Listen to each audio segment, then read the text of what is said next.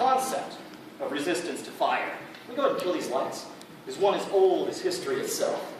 As far back as the ancient Greek tragedy Medea, references are made to holding a bar of red-hot iron in one's hands in order to prove innocence or sincerity. The first written account of a fire eater, however, occurs in 1607, when Sir Henry Wotton wrote of an English sailor who can eat fire as though it were candy. With that in mind, I'm going to show you the simplest method to extinguish a torch with one's mouth. You're actually applauding for that. That's awesome. It is more impressive. It looks more like this. Here we go.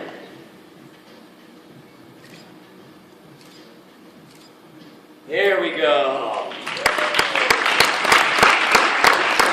Now, the first commercially successful fire-eating act went on tour during the 1680s. It was performed by a Frenchman who was renowned not only for his ability to swallow flame, but for the apparent affinity he would display for it.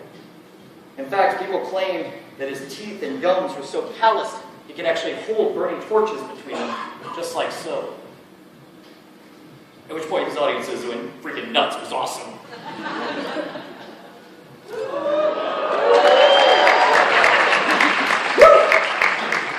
And now, by the 1800s, we come to a time that some people call the golden age of fire eaters. This is a time when performers by the names of Yamadeva, Ching-Ling Fu, or Zader Chabert, the Fire King, these individuals shifted the focus of fire eating away from the tolerance of the heat and the flame, and instead they moved it towards the artistry and skill with which one manipulated.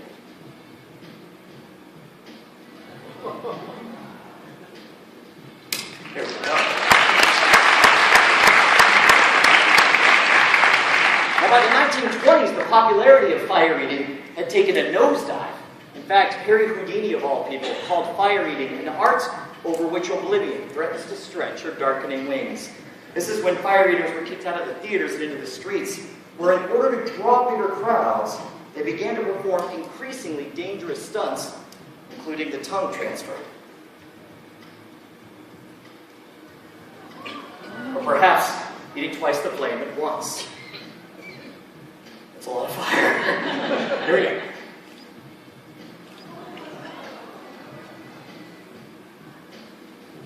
Woo!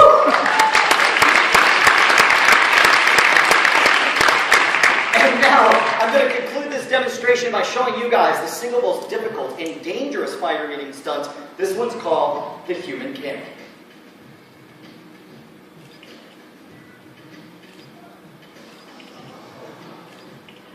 There we go.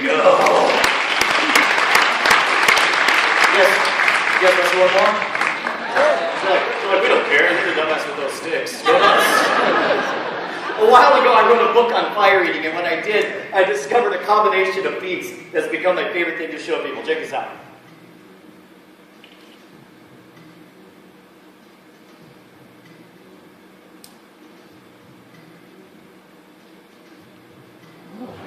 There we go. That gives you an idea of how the